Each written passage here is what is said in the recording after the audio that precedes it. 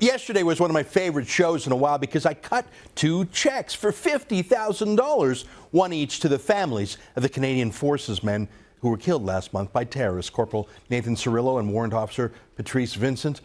That's a result of your generosity. Thank you. You donated the $100,000 that was our goal. I've asked some friends of mine in accounting and law to help turn this project into a permanent charity for soldiers' families, and some military veteran friends of mine have agreed to sit on the charity's board. As soon as we have our Canada Revenue Agency charity number, I'll let you know. So yesterday was a big day. It was also a big day journalistically, too. The column I wrote in the Sun newspapers called "Lest Only Some of Us Forget" was the #1 most read story on the entire Toronto Sun website. And for good reason, I think.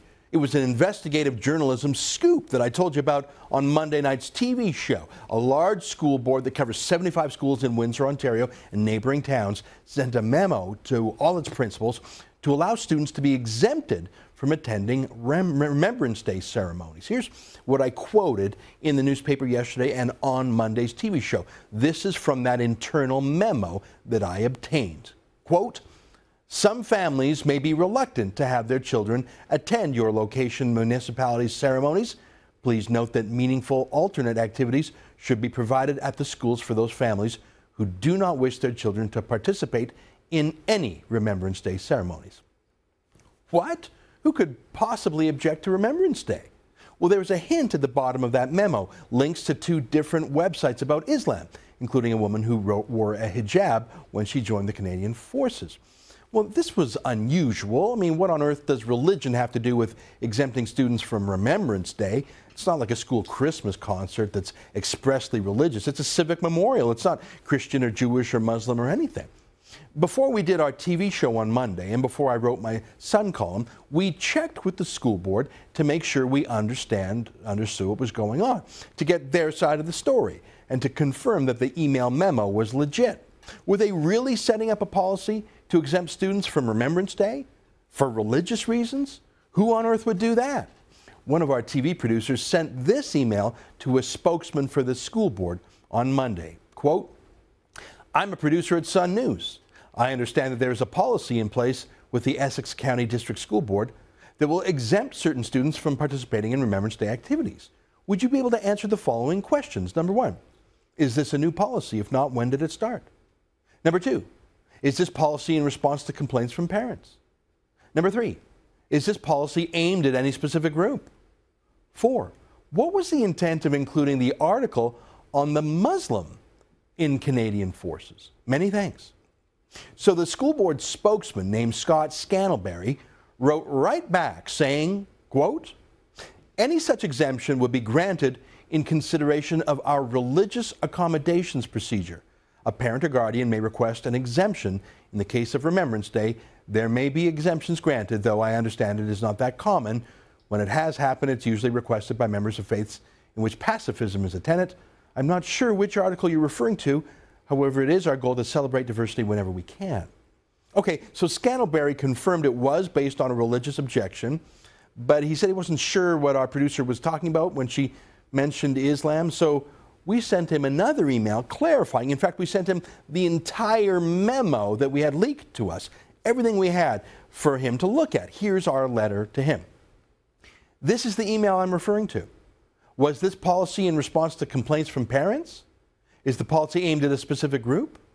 I'm also wondering why the last 2 links at the bottom were included. Many thanks for your help.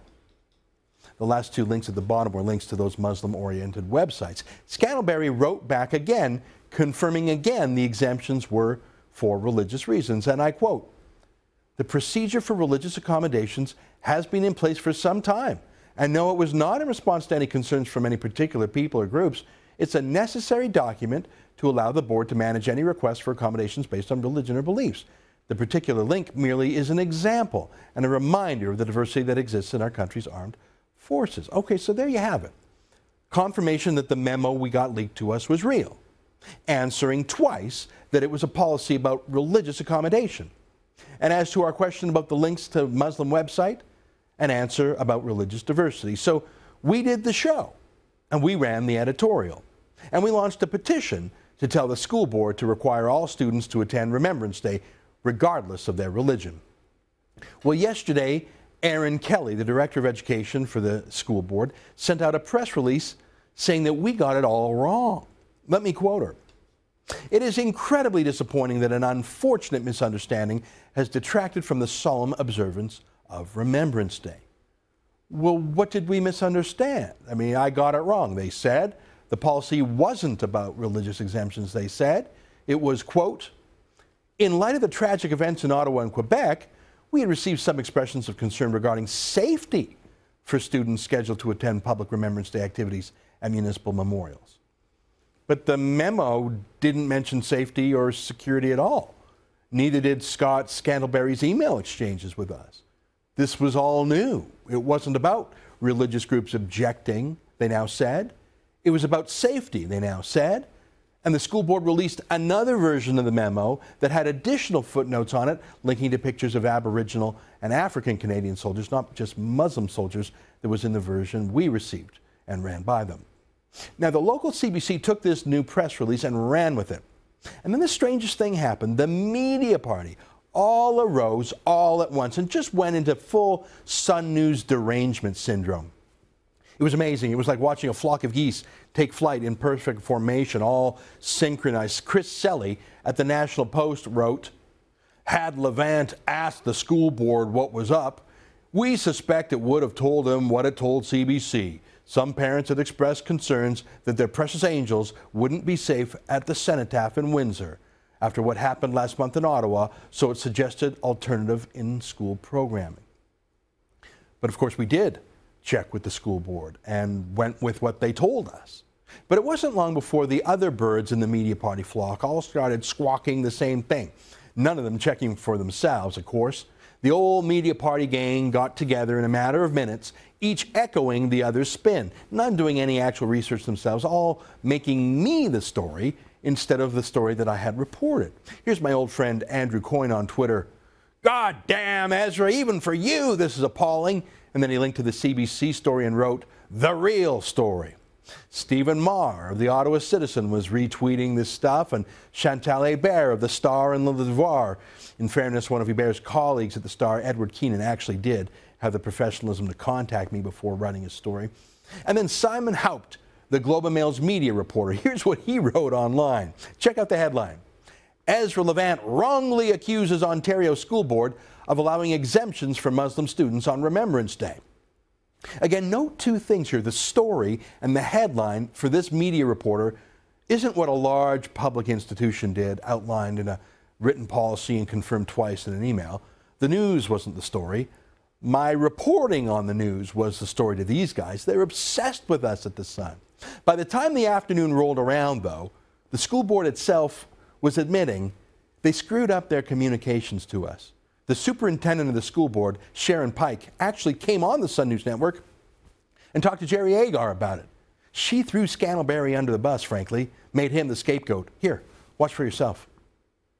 One of our producers at Sun News actually sent a note to your school board and received a response by email from Scott Scantlebury that read, "An exemption, any such exemption would be granted in consideration of our religious accommodations procedure. A parent guardian may request an exemption which would have to be approved after consideration by the principal." So you can see where we and he would have thought, well, this is a religious thing.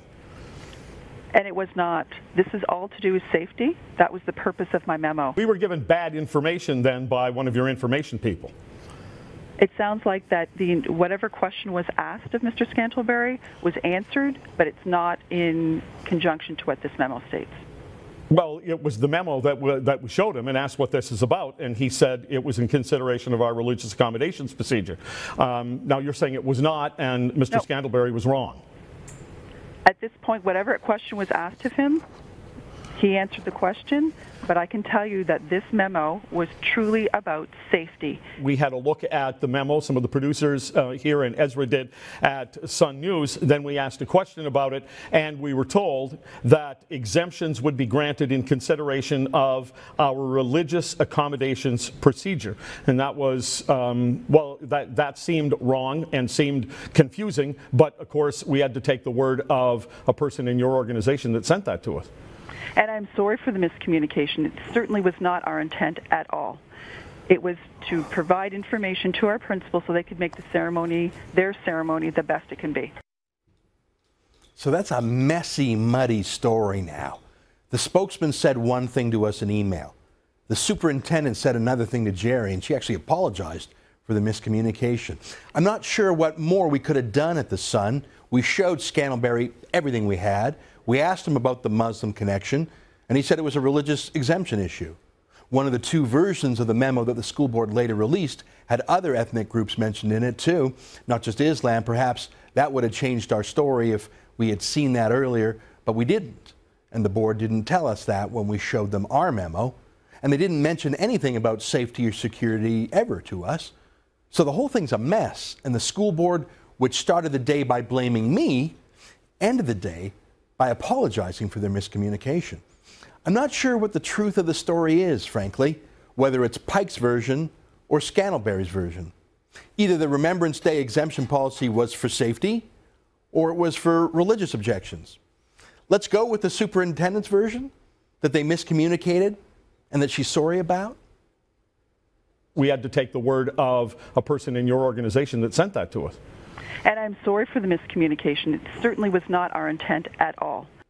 We asked them about the memo and about the Muslim exemption. We specifically asked about the Muslim link. And they said it was a religious accommodation policy. In the end, according to a report in the Toronto Star today, no students, Muslim or of any other religion, took the school board up on their exemptions policy. And I'm glad to hear it.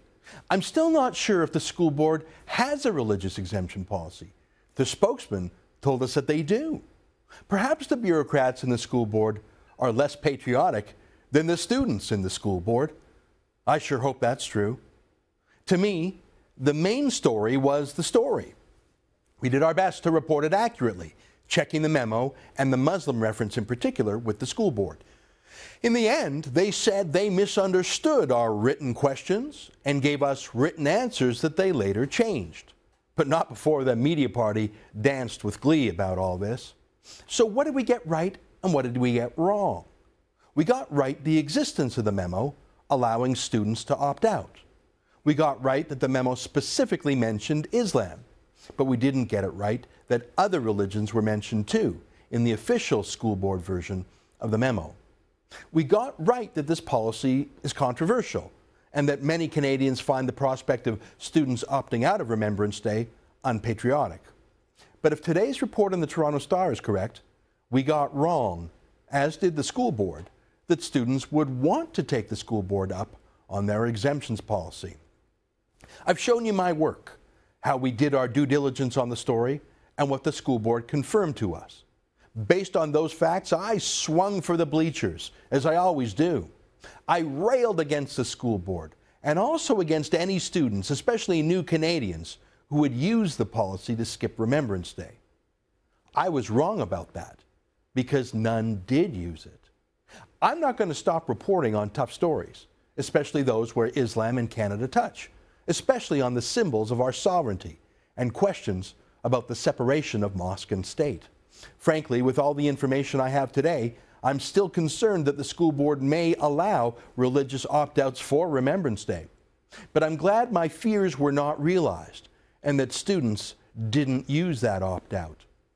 I'll keep checking my facts, as we did in this story. When we get things right, we'll tell you. And when we get things wrong, you can count on us to tell you that too. On this one, we got the policy right.